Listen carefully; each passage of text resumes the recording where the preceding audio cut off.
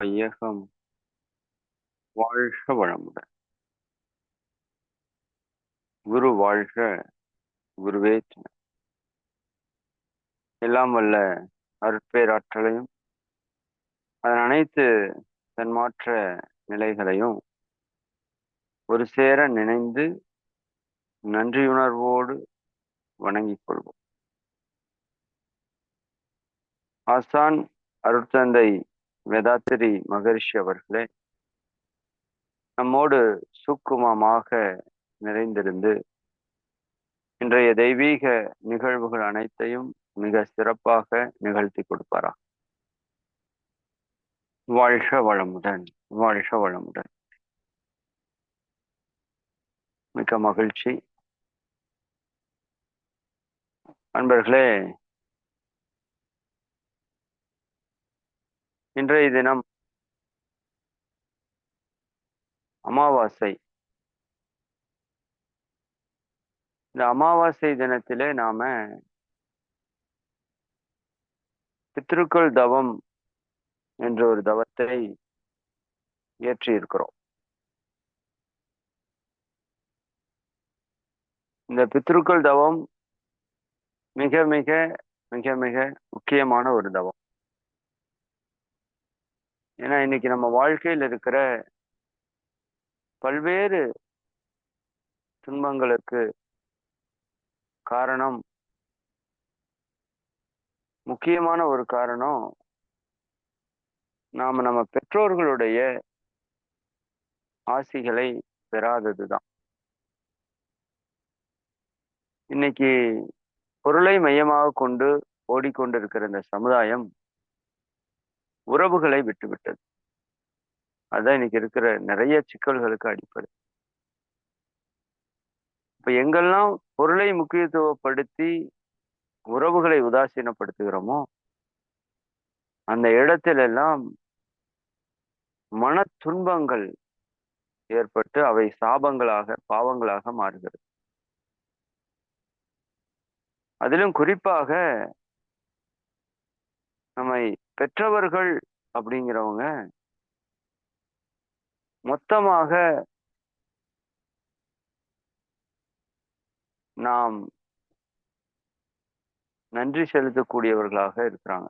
எல்லாவற்றுக்குமாக அவங்க இல்லைன்னா நம்ம இல்லை அப்படிங்கிற அளவுக்கு, இல்லையா? அப்ப அந்த அளவுக்கு இருக்கிற நம்ம பெற்றோர்களை நாம எந்த அளவிற்கு திருப்தியா நிறைவா வைத்திருக்கிறோமோ அந்த ஆன்ம பதிவுகள் தான் நம்ம கிட்ட நீட்சி பெற்றிருக்கு, இல்லையா? கருமைய தொடராக, கருத்தொடராக இந்த பெற்றோருடைய கர்ம வினைகளுடைய தொடர்ச்சி தான் நீங்களும் நானும்.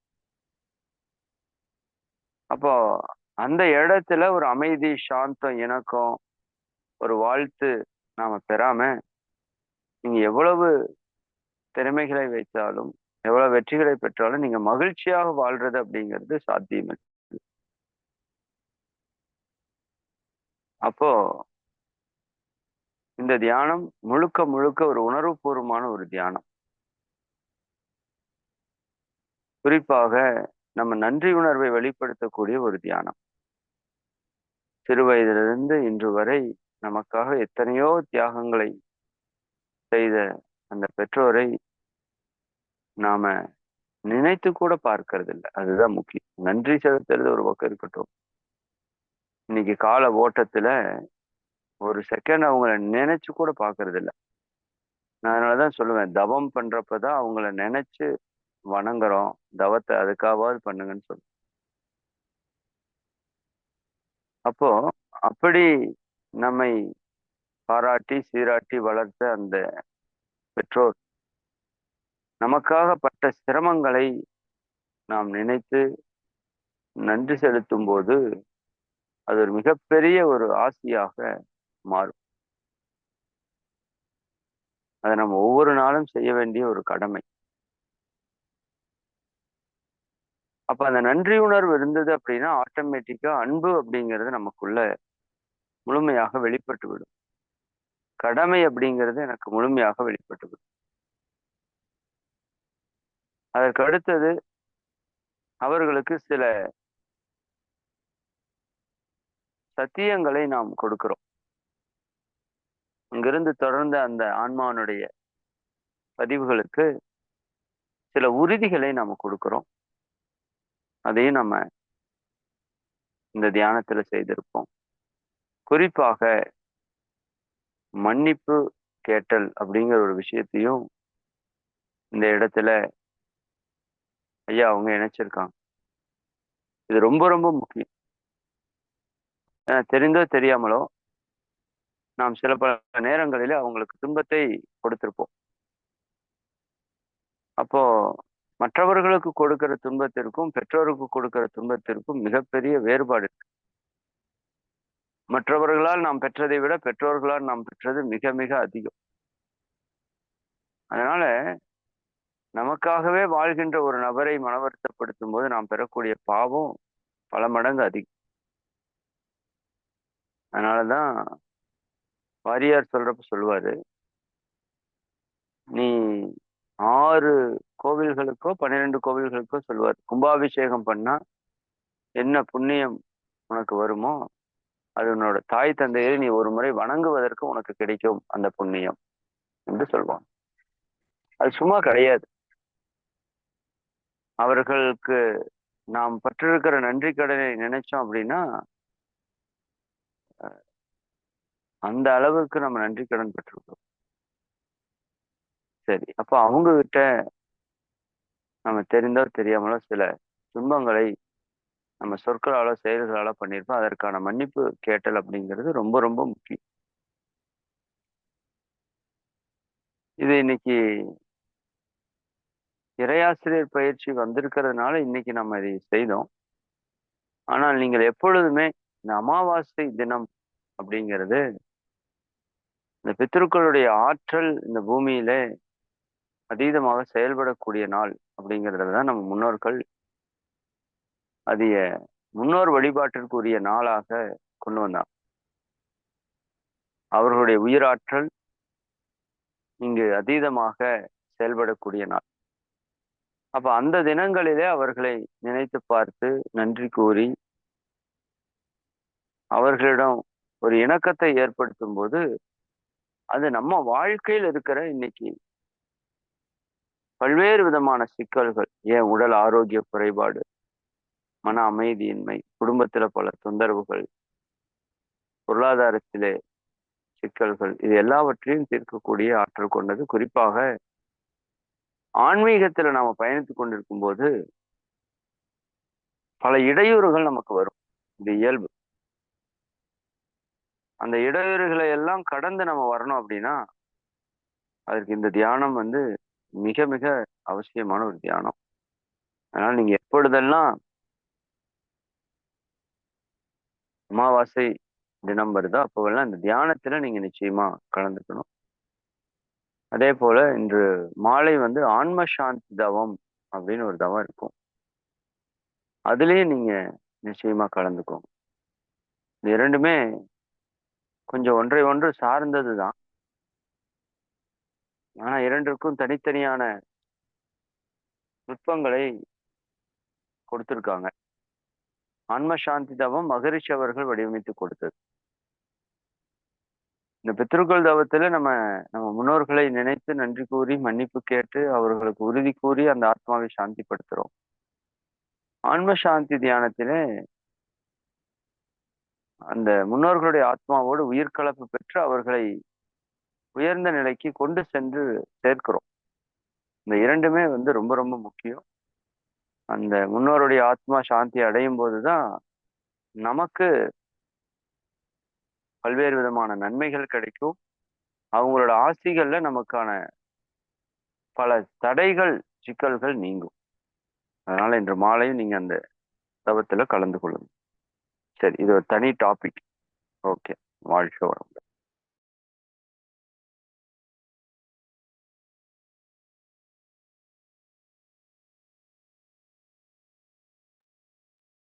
சரி, இப்போ இறை ஆசிரியர் பயிற்சி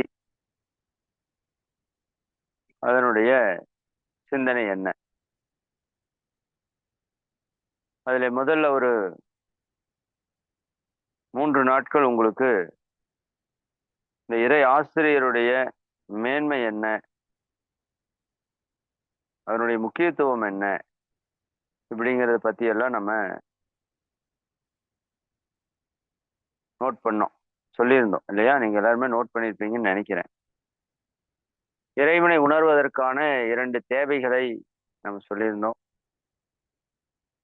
ஒரு இறை ஆசிரியருக்கான ஒரு மேன்மையை சொல்லியிருந்தோம்.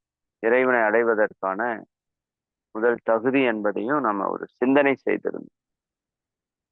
தன்முனைப்பை பற்றி மிக ஒரு ஆழமான ஒரு சிந்தனை கொடுத்தோம்.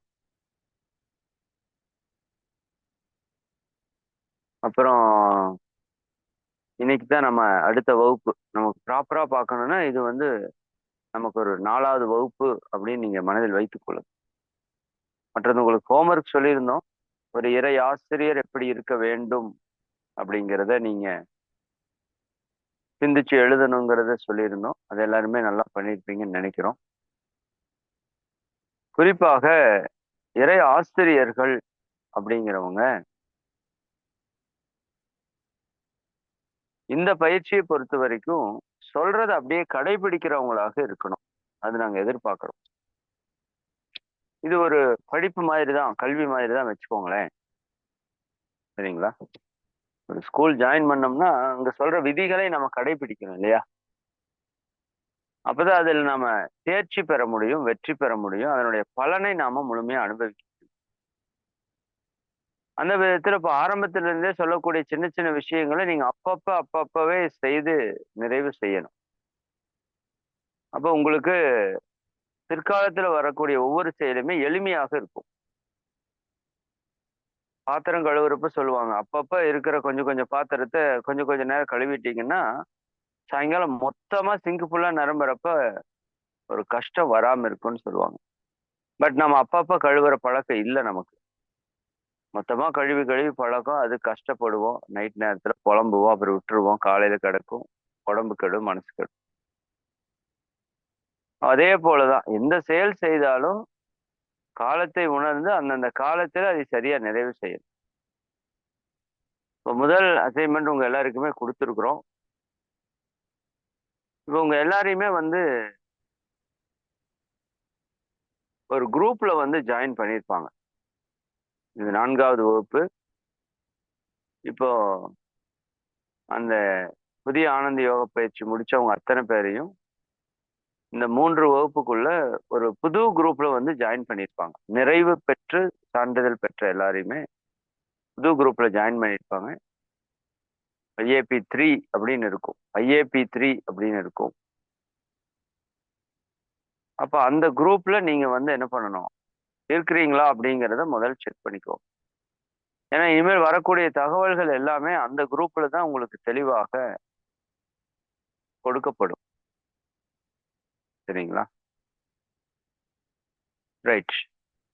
இப்ப நம்ம எடுத்திருக்கிற முயற்சி என்பது ஒரு மிக உயர்ந்த முயற்சிங்கிறத நான் சொல்லிட்டேன். உலகத்தில் மிகச் சிறந்த ஒரு செயலுக்காக நாம் நம்மை தயார்படுத்தி கொண்டிருக்கிறோம். அப்ப இது எல்லாருக்கும் இந்த வாய்ப்பு கிட்டுமா அப்படின்னு கேட்டா கிட்டாது. அதற்கான புண்ணிய கர்மா இருந்தாதான் கிட்டும். ஆனா நம்ம எல்லாருக்குமே கிட்டி இருக்கிறது அப்படின்னா அதற்கான புண்ணிய கர்மா நம்மகிட்ட இருக்குது அப்படின்னு அர்த்தம். பட் இதை தக்க வைத்துக் கொள்வதும் இதை வெற்றி பெறுவதும் நம்ம கையில தான் இருக்கு இல்லையா? இதை நீங்க தொடர்ந்து உங்க வாழ்க்கையில உயர்ந்த நிலை அடையணுமா, ஆன்ம உயர்வை பெறணுமா, இல்ல விட்டுட்டு எப்பொழுதும் போல சாதாரண மக்களோடு மக்களாக வாழ்ந்து முடியணுமா அப்படிங்கிறத நாம தான் அதை தீர்மானிக்கிறோம். அதனால நம்ம கையில இறைவன் அந்த வாய்ப்பை கொடுத்துட்டான். இப்ப நாம எதை செய்ய போறோம் அப்படிங்கறத நீங்க தெளிவாக வேண்டிய தருணம். அதாவது நம்ம கர்ம வினைகளை எல்லாம் கழிக்கணும் அப்படின்னா அது இத்தனை கோடி ஜென்மங்களாக பெற்ற கர்ம வினைகளை எல்லாம் கழிக்கணும்னா அதற்கான வழி தொண்டு செய்தல் தான். இத்தனை நாள் அத்தனை மகான்களும் செய்த விஷயம் அதுதான். பிறர் துன்பம் போக்குவதற்காக என்னென்னவெல்லாம் செயல் செய்ய முடியுமோ அத்தனையும் செய்தார். அப்போ அப்படி செய்த அந்த செய்கின்ற அந்த விஷயத்துல உங்களை எந்த அளவுக்கு ஈடுபடுத்திக் கொள்ள முடியும்? குறிப்பாக அறிவு தொண்டு, அறிவு சேவை. இன்னைக்கு அதுதான் மனித குலத்துக்கு தேவை அப்படிங்கறத நான் பலமுறை உங்களுக்கு சொல்லியிருக்கிறேன். இன்னைக்கு எல்லாருக்கும் பொருள் ஓரளவுக்கு எல்லாரும் மேம்பட்டு வந்துட்டாங்க. பட் அந்த பொருளை வைத்து எப்படி வாழ்றதுங்கிற அறிவு இல்லை. கல்வி அறிவு வந்துருச்சு. ஆனா அந்த வாழ்க்கையை சிறப்பா வாழ்றதுக்கான அறிவு இல்லை. உறவுகளை பற்றிய அறிவு இல்லை. உடல் மனம் பற்றிய அறிவு இல்லை. இந்த இயற்கை பற்றிய, சமுதாயத்தை பற்றிய அறிவு இல்லாம இன்னைக்கு சமுதாயம் என்ன ஆயிட்டு இருக்கு? துன்பக்கடலிலே மூழ்கி கொண்டிருக்கிறது. அதான் உண்மை. அப்ப அதை பற்றி அறிவை கொடுக்கிற சேவையில நாம எல்லாம் ஈடுபட்டு இருக்கிறோம். அதற்கான ஒரு ஆசிரியராக நீங்க முயற்சி எடுத்திருப்பதே பெரிய விஷயம், சாதாரண விஷயம் அல்ல. அப்ப அதைய நம்ம முழுசா நிறைவா செய்யணும் அப்படிங்கிறது தான் நம்ம நோக்கம்.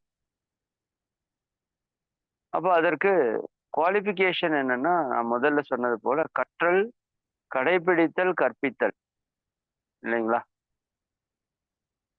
இப்ப நிறைய பயிற்சிகளை நம்ம கற்றுக்கொண்டோம். ஒரு சிலவற்றை கடைபிடித்து கொண்டிருக்கிறோம். இப்ப நம்ம தீவிரமாக எல்லா செயல்களையும் கடைபிடிப்பதற்கு ஒரு முயற்சி எடுக்கும். அதுல குறிப்பாக பயிற்சிகள், அதைத்தான் நான் உங்களுக்கு பலமுறை சொல்லிக்கொண்டே இருக்கிறேன். இறை ஆசிரியருக்கான முதல் தகுதி என்ன? பயிற்சிகளை சரியாக, முறையாக, முழுமையாக செய்வது. 3 விஷயம்.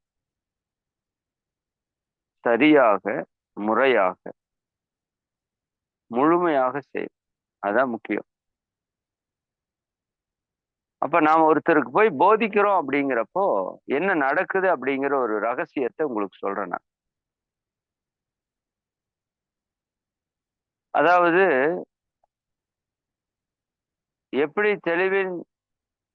தெளிவு குருவின் திருமேனி காண்டல்னு நம்ம பார்த்தோமோ, தெளிவு குருவின் திரு வார்த்தை கேட்டல்னு நம்ம பார்த்தோம் இல்லையா? இப்ப குருவினுடைய வார்த்தையை கேட்டா தெளிவு பிறக்கும். எப்படி அப்படின்னா, இப்ப நான் இந்த நுட்பத்தை உங்களுக்கு சொல்றேன். இது நல்லா ஆழமா புரிஞ்சுக்கோங்க. சிம்பிளான விஷயம்தான். பட் நீங்க ஒரு சிந்தனை பேசுறப்பவோ, ஒரு தவம் நடத்தும் போதோ எப்படி நீங்க சேவை செய்கிறீர்கள்னு பாருங்க. இப்போ நான் ஒரு வார்த்தை, இப்ப நான் பேசிட்டு இருக்கேன், ஒரு சிந்தனை நான் இப்ப பேசிட்டு இருக்கேன் அப்படின்னா, இப்ப எது இப்படி பேச்சாக மாறுகிறது அப்படின்னா, எனக்குள்ள இருக்கிற காந்தம். காந்த ஆற்றல் தான் கண்ணின் வழியாக பார்க்கிறது, காதின் வழியாக கேட்கிறது, வாயின் வழியாக ஓசையாக வெளிப்படுகிறது, சுவையை உணர்கிறது, இல்லையா? இப்ப என்னுடைய பேச்சு எங்கிருந்து வருது? என்னுடைய கருமையத்திலிருந்து வருகிறது. காந்த ஆற்றலோடு வருகிறது. சரிங்களா? இந்த பேச்சு அப்படிங்கிற அந்த ஒளி அலை அந்த கருமையத்துல காந்த ஆற்றல்ல இருந்து வெளிப்படுது. அப்ப அந்த பேச்சுக்குள்ள என்ன இருக்குன்னா, என்னுடைய கருமையத்தினுடைய தன்மைகள் நிறைந்திருக்கும். அதுல என்னுடைய குணம் நிறைந்திருக்கும். என்னோட கேரக்டர் அதுல இம்ப்ரிண்ட் ஆயிருக்கும். இப்போ அந்த அலை இப்ப எங்கிட்ட இருந்து, இந்த இடத்துல இருந்து வெளிப்படுது. சுத்தி கொஞ்சம் தூரத்துக்கு காதுல கேக்குது. இப்ப அது உங்க போன் வழியா இங்க இருந்து டவர் போய், டவர்ல இருந்து சேட்டலைட் போய், அப்புறம் உங்க டவருக்கு போய், உங்க போனுக்குள்ள போய் இப்ப உங்ககிட்ட கேட்டுட்டு இருக்கு. அதே அலைதான் உங்களுக்கு கேட்டுட்டு இருக்கு. நீங்க கேட்டுட்டு இருக்கிற அலைக்குள்ளாக என்னுடைய தன்மை நிரம்பி இருக்கு. அந்த தன்மை அந்த பேச்சோடு இணைந்து அப்படியே வெளியே வருது. நேரடியாகவும் நீங்க ஆன்லைன்லயே கூட கேட்கலாம். அது உங்களுடைய காதுக்குள் செல்கிறது. உங்களோட கவனம் இங்க இருக்கிறப்ப அது உங்களுடைய காதுக்குள் செல்கிறது. உங்களுக்குள்ளாக அது ஊடுருவி செல்கிறது. இப்ப காதுக்குள்ள அந்த உங்களுடைய காந்த ஆற்றலோடு அது இணைப்பு பெறுகிறது. அது இணைப்பு பெற்று உங்கள் மூளையிலே நான் பேசுவதை நீங்கள் உணர்ந்து கொண்டிருக்கிறீர்கள். சரி, நீங்க உணர்றது உங்க மூளை செல்கள்ல மட்டும் இல்லை. உணர்ந்தது மூளை செல்கள்ல போய் அப்படியே அலை வடிவத்துல கருமையத்துல இருப்பாக இருந்து விடுகிறது.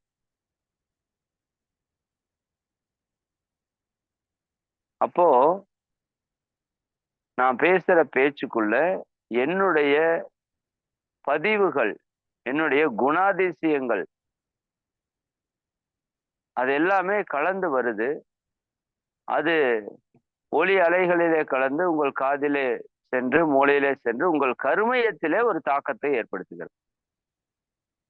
நல்லா புரிஞ்சுக்கோங்க. உங்களுடைய காந்த களத்திலே ஒரு தாக்கத்தை ஏற்படுத்துகிறது, ஒரு மாற்றத்தை ஏற்படுத்துகிறது. இப்போ நான் ரெகுலரா ஒரு பயிற்சி செய்யற நபரா இருக்கிறேன்னு வச்சுக்கோங்க. நான் அப்படி செய்துட்டு இப்ப உங்ககிட்ட வந்து நீங்க எல்லாரும் கண்டிப்பா பயிற்சி செய்யுங்க அப்படின்னு நான் சொன்னேன்னா, இந்த பதிவு, இந்த அலைக்குள்ள இந்த பயிற்சி செய்யற அந்த பதிவு இருக்குது. டெய்லி செய்யற பதிவு இருக்கு. அப்ப அந்த பதிவு உங்களுக்குள்ளாக சென்று உங்க கருமையத்தை சென்று தாக்கி உங்களை பயிற்சி செய்வதற்கு அது தூண்டிக்கொண்டே இருக்கு. தூண்டிக்கொண்டே இருக்கு.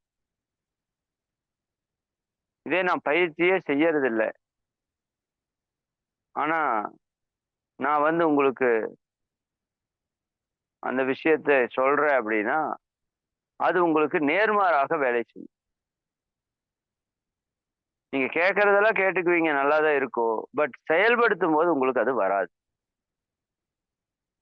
ஏன்னா நமக்கு சொல்லிக் கொடுத்த ஆசிரியர் எந்த அளவுக்கு குவாலிட்டியா இருக்கிறாங்களோ அந்த அளவுக்கு தான் நமக்கு குவாலிட்டி வரும். அப்ப ரொம்ப கவனமா இருக்கணும். இந்த கற்றல் அப்படிங்கிறது ஈஸி, கடைபிடித்தல் அப்படிங்கிறது கஷ்டம். ஆனால் கற்பித்தல் அப்படின்னு ஒண்ணு நிகழும்னா நம்ம கடைபிடித்தல் அப்படிங்கிறதுல ஸ்ட்ராங்கா இருந்துதான் ஆகணும். வேற வழி இல்லை. ஏன்னா இது சாதாரண ஆசிரியர் பணி அல்ல, இல்லைங்களா? நாம ஒன்றை செய்து கொண்டு ஒன்றை சொல்லிக் கொண்டு போவதற்கு இது சாதாரண ஆசிரியர் பணி அல்ல. இது இறை ஆசிரியர் பணியாக இருப்பதால் இங்கு ரஜினி டைலாக் தான், நான் சொல்றது தான் செய்வேன், செய்யறது தான் சொல்வேன். அப்படி இருக்கணும். சரிங்களா? அப்போ நாம செய்யக்கூடிய பயிற்சிகளை நாம் முறையாக சரியாக செய்து கொடுக்கும்போது அது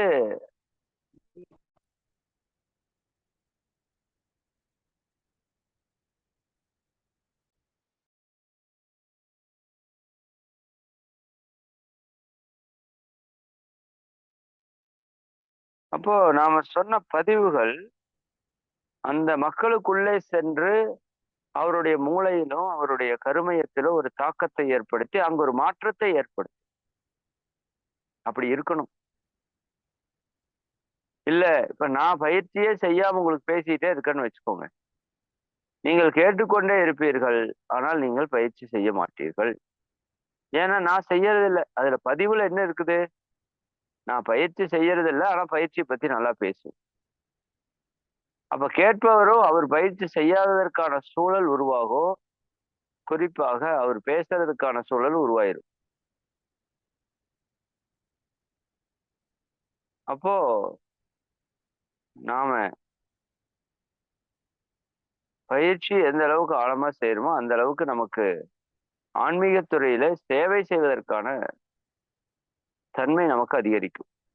இதைத்தான் மகிழ்ச்சி சொல்லுவாங்க, எழுதி வச்சுக்கோங்க. தவறுகளை செய்து கொண்டே தவறுகளை செய்து கொண்டே ஒருவன் தர்மத்தை போதித்துக் கொண்டு இருந்தால், இப்ப நிறைய பேர் நம்ம அப்படித்தான் இருக்கிறோம். தர்மத்தை போதிக்கிறோம், பட் தவறுகளை செய்து கொண்டே இருக்கிறோம்.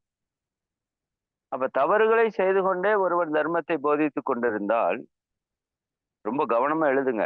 இது ரொம்ப முக்கியமான விஷயம் ஆசிரியருக்கு. சில விஷயங்கள் வந்து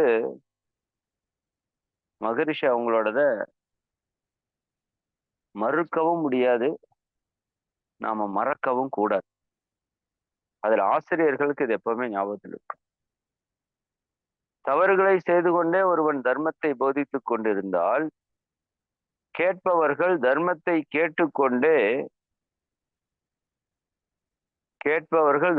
கேட்டுக்கொண்டே தவறுகளை துணிந்து செய்வார்கள். இந்த வார்த்தை துணிந்து அண்டர்லைன் பண்ணணும்.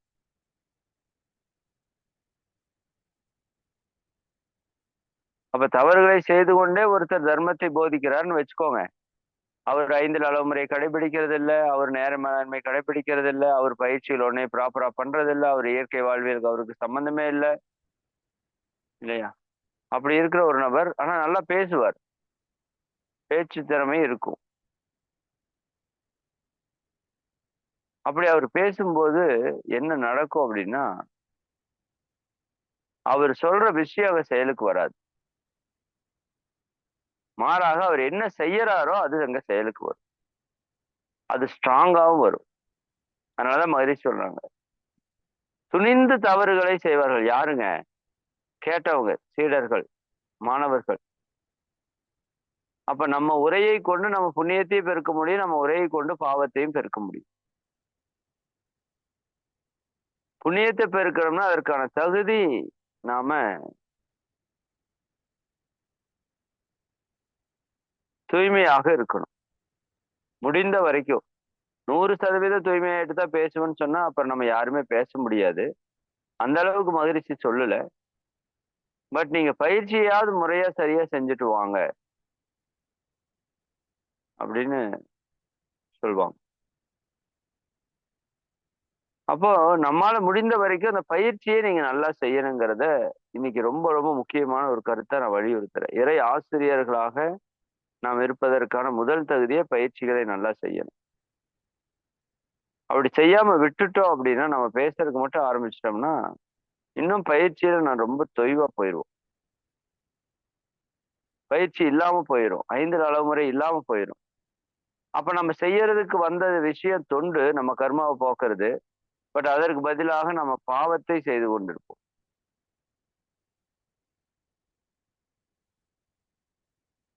சரி. அப்போ இந்த கோட்டை வந்து நீங்க மனதில் வைத்துக்கொண்டு, நீங்க யாருடைய உரையை கேட்கணும் அப்படிங்கிறது கூட சில இடத்துல கொஞ்சம் நீங்க தேர்வு செய்யணும். சரிங்களா? அதனாலதான் பல சொற்பொழிவாளர்களுடைய உரை கேட்பதற்கு நல்லா இருக்கும். பட் செயல்பாட்டுக்கு வராது. என்ன காரணம்னா, அவங்க செயல்படுத்துறது இல்ல.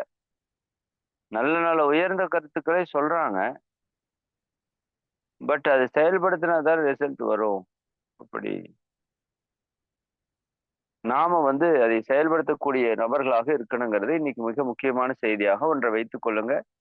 அப்ப இதன் மூலமாக நிறைய நிறைய நிறைய நிறைய பாவ கர்ம வினைகளை போக்குறதுக்காக நம்ம பயிற்சிகளை தொடர்ந்து முறையாக செய்வோம் அப்படின்னு சங்கல்பித்துக் கொள்ளுங்க. சரி. எதற்காக இந்த பயிற்சி அப்படின்னா, உலகத்தை அமைதிப்படுத்துவதற்காக அல்ல, அல்ல. ஆன்மாவை அமைதிப்படுத்துவதற்கு. நம்மளுடைய ஆன்மாவை அமைதிப்படுத்துவதற்கு. நம்ம ஆன்மா அமைதியாச்சுன்னா யார் வாழ்க்கை நல்லா இருக்கும்? என்னுடைய வாழ்க்கை நல்லா இருக்கும். அப்ப என்னுடைய வாழ்வை மாற்றி அமைப்பதற்கான பயிற்சி முயற்சியும் தான் நாம இதுல பண்ணிட்டு இருக்கோம் அப்படிங்கிறத நம்ம புரிந்து கொள்ளணும். சரிங்களா? அதுல குறிப்பாக உங்களுக்கு 2 விஷயம் நான் சொல்லியிருந்தோம். ஒன்று அட்டெண்டன்ஸும், இன்னொன்று நேர மேலாண்மையும். அட்டெண்டன்ஸ் பொறுத்த வரைக்கும் உங்களுக்கு உங்களுடைய வகுப்பு இப்ப உங்களுது வந்து கிட்டத்தட்ட 172 பேர் இருக்கிறீங்க. ஒரு வாட்ஸ்அப் குரூப் கிரியேட் பண்ணியிருக்கிறாங்க. அதுல நீங்க எல்லாருமே இருப்பீங்கன்னு நம்புறோம். இல்ல அப்படின்னா உங்களுக்கான இன்சார்ஜ் கிட்ட சொல்லி என்னையும் சொல்லிருங்க இம்மிடியட்டா. அதுல வந்து நாம டெய்லி ஒரு போல் போடுற மாதிரி ஒரு ஆப்ஷன் பண்ணி கொடுப்போம். அந்த வாட்ஸ்அப் குரூப்ல நீங்க டெய்லியும் போகணும். அந்த ஒரு குரூப் மட்டும் போனீங்கன்னா போதும். அதுல எல்லாருமே வந்துருவீங்க. அதுல நீங்க இந்த மாதிரி 12 மணிக்கு வகுப்பு இருக்குதா? அதுல நீங்க எத்தனை மணிக்கு கலந்துக்கிட்டீங்கன்னு கேட்பாங்க.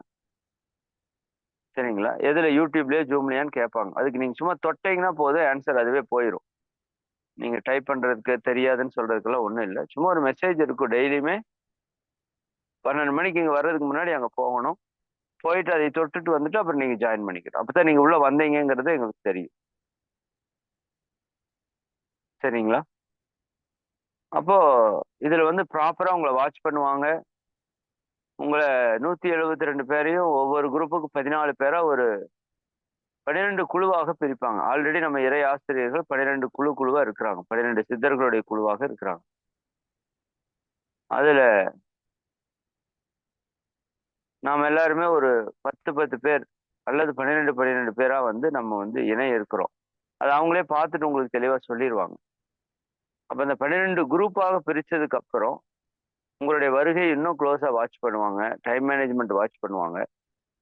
குறிப்பா 12 மணிக்கு நம்ம தியானம் நடத்திட்டு இருக்கிறோம். இனி வரக்கூடிய காலங்கள்ல 12 மணிக்கு உரைகள் இருக்கும். இறைவனுக்கு குருவனுக்கு பாடிட்டு ஒரு உரை குடுத்துருவோம். அதுக்கப்புறம் தவம் இருக்கும். ஏன்னா நம்ம உரைக்கு காட்டுற அளவுக்கு அக்கறை தவத்துக்கு காட்டுறதில்ல. ஓப்பனா சொல்லணும்னா. அப்போ உரைகள் மிஸ் பண்ணீங்கன்னா கேட்டுக்கலாம். தவத்த மிஸ் பண்ணீங்கன்னா மிஸ் பண்ணதுதான். அதை மீண்டும் உங்களால பிடிக்க முடியாது.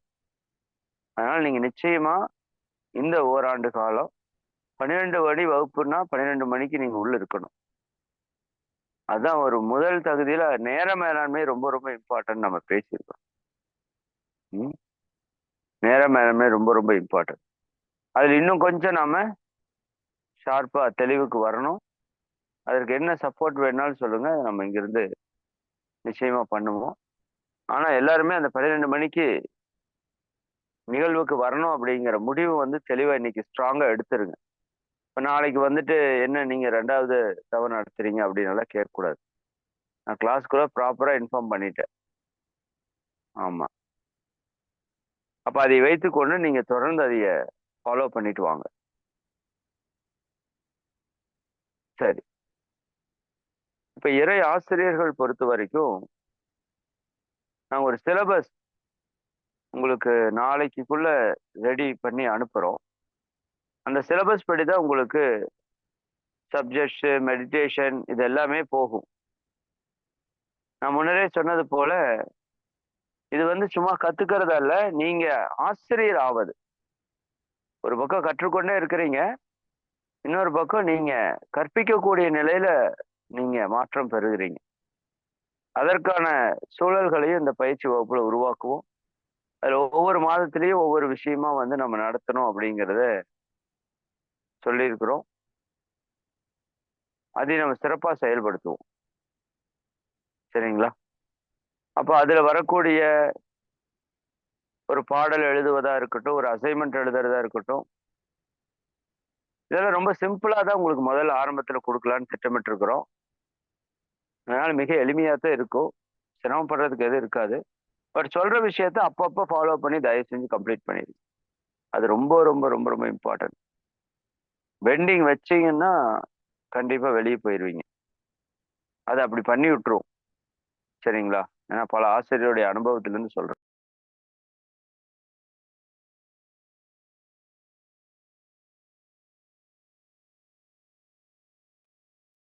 நல்ல திறமை இருக்கும். அவங்களுக்கு நல்ல இயற்கை வாய்ப்ப குடுத்திருக்கும். பட் இந்த சின்ன சின்ன விஷயங்கள செய்யாம போறதால பெரிய பெரிய இழப்புகள அவங்க பெறுவாங்க. சரி, சரி. அப்ப இன்னைக்கு நாம சிந்தித்திருக்கிற ஒரே விஷயம் என்ன அப்படின்னா, ஆசிரியர் என்பவர் முடிந்த வரைக்கும் தான் சொல்ற விஷயத்தை கடைபிடிப்பவராக இருக்க வேண்டும். இந்த கடைபிடித்தல் அப்படிங்கிறது மிக மிக முக்கியமான ஒரு கோட்பாடு. ஞானத்தை கற்பித்தலிலே இன்னைக்கு இவ்வளவு ஆன்மீகம் வளர்ந்து ஏன் சிக்கல் இருக்குன்னா, யாருமே கடைபிடித்தல் இல்ல. கற்றலும் கற்பித்தல்லையும் போயிட்டே இருக்கிறோமே தவிர, இப்ப கடைபிடிக்காத போது அங்க செயல் மாற்றம் வரல. செயல் மாற்றம் வராத போது விளைவிலேயும் மாற்றம் வராது. மாறாக துன்பம் தான் அதிகரிக்கும். சரிங்களா? இதில் நம்ம ஞானத்தை போதிக்கிறோம். சாதாரணமான கல்வியை போதிக்கல. ஞானத்தை, இறைவனை, இயற்கையை. அப்போ அந்த ஞானத்தை போதிக்கும்போது அதற்கு ஒரு தூய்மை, ஒழுக்கம், தெளிவு இது எல்லாமே இருக்கணும் அப்படிங்கிறது நீங்க மனதில் ஆழமாக பதிய வைத்துக் கொள்ளுங்க. ஆஹ் சரி. ஏன்னா இன்னைக்கு ஒரு சிந்தனை கொடுக்கலாம்னு நினைச்சோம். அது பெரிய டாபிக்கா இருக்குது. இன்னைக்கு தவமும் நம்ம கொஞ்சம் நீண்ட நேரம் பண்ணதால நான் அந்த டாபிக் அப்படியே ஸ்கிப் பண்ணிட்டேன். சரி, நாம போதும். இந்த அளவிற்கு நான் உங்களுக்கு இந்த உரையை நிறைவு செய்கிறேன். இதுல நான் முன்னரே சொன்னது போல உங்க அத்தனை பேருக்கும் ஒரு வாட்ஸ்அப் குரூப் கிரியேட் பண்ணுவாங்க.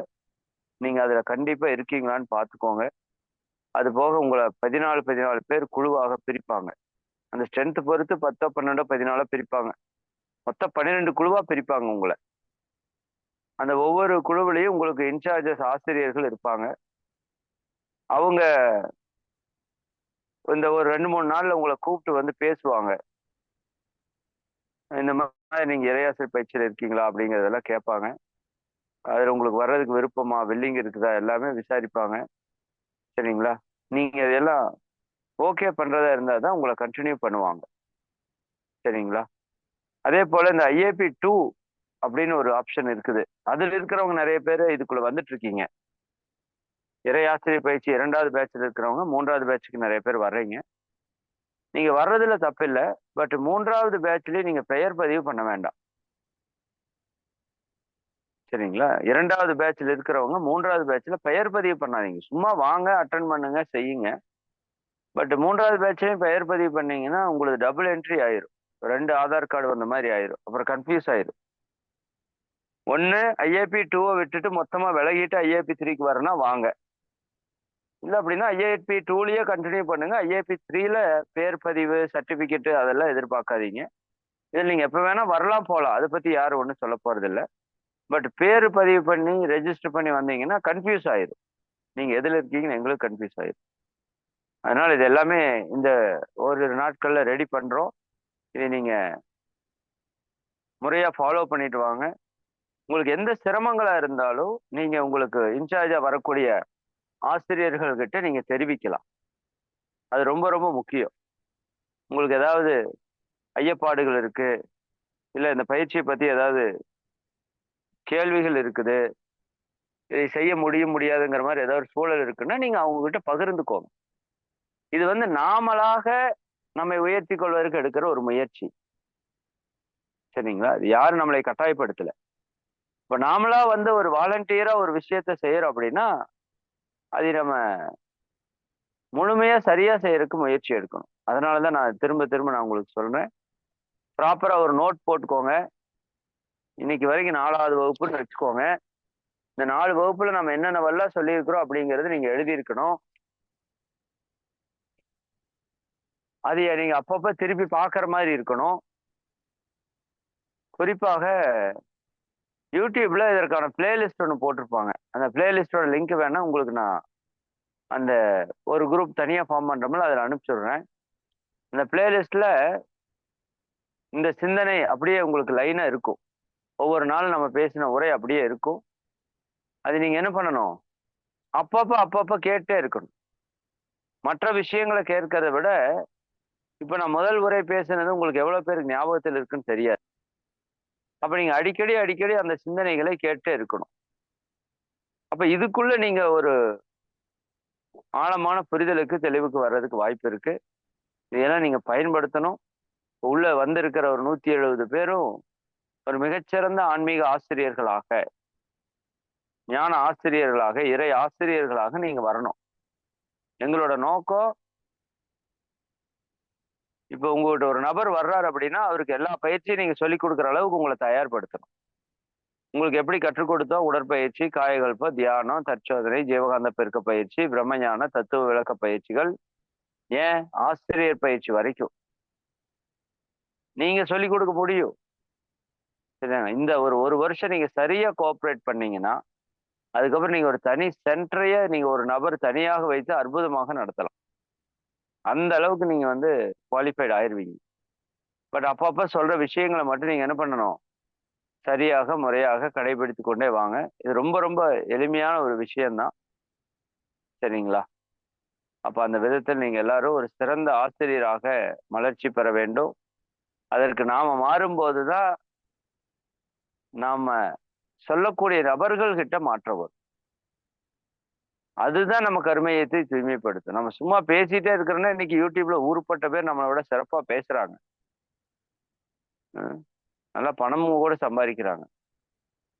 அப்போ அவங்க எல்லாம் சந்தோஷமா இருப்பாங்களான்னு கேட்டா அதற்கான வாய்ப்பெல்லாம் இல்லை. இதன் மூலமா இருக்கிறதுக்கு வாய்ப்பு இல்லை. சரிங்களா?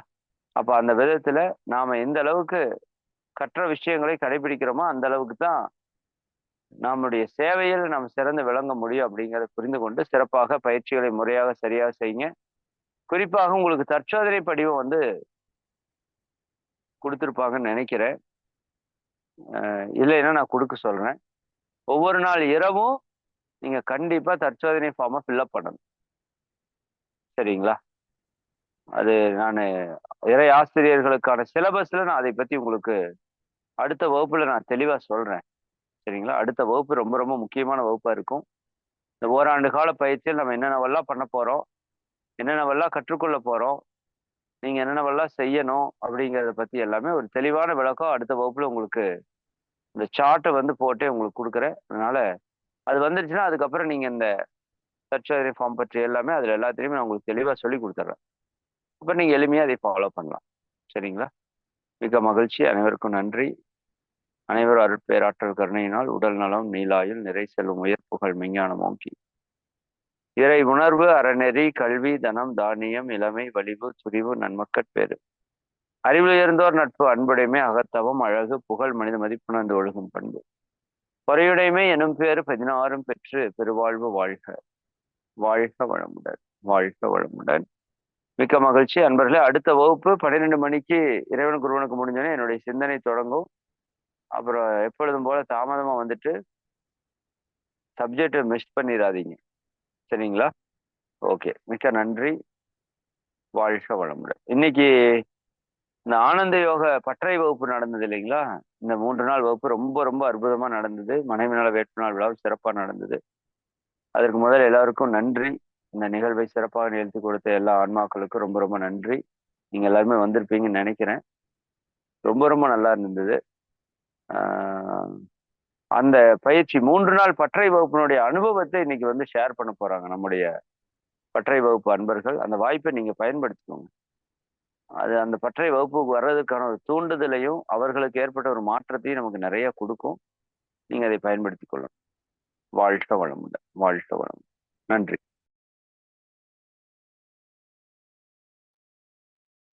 வாழ்க வளமுடன். ஐயா, இன்னைக்கு சிந்தனை உரையாக 4வது நாள். இன்னைக்கு இறை ஆசிரியர்களோட கிளாஸ் 4வது கிளாஸ்.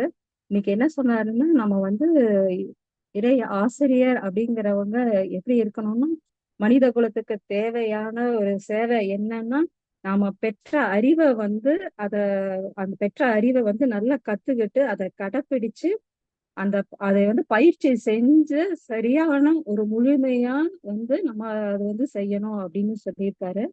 அதோட நம்ம அப்படி முழுமையா பயிற்சி செஞ்சுட்டு அதுக்கப்புறம் நம்ம ஒரு ஒரு பயிற்சி கொடுக்குறோம் அப்படின்னு பார்த்தோம்னா, கேட்கிறவங்களும் அவங்களுக்கு ஒரு தாக்கம் உண்டாக்கும்.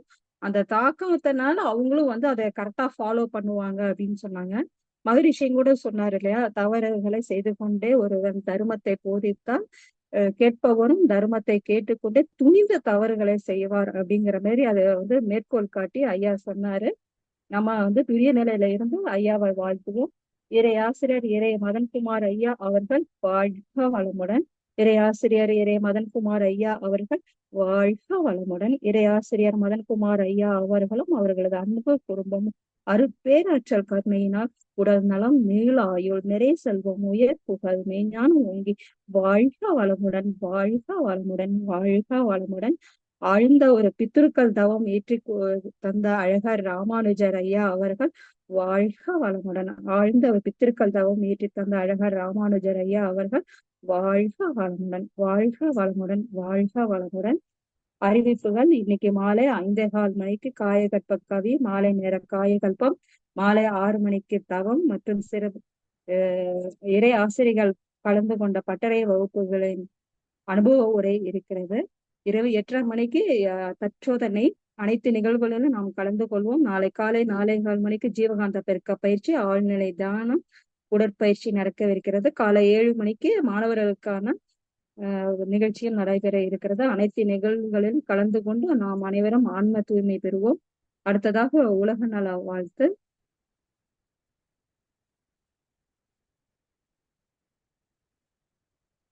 மரகதமணி அம்மா.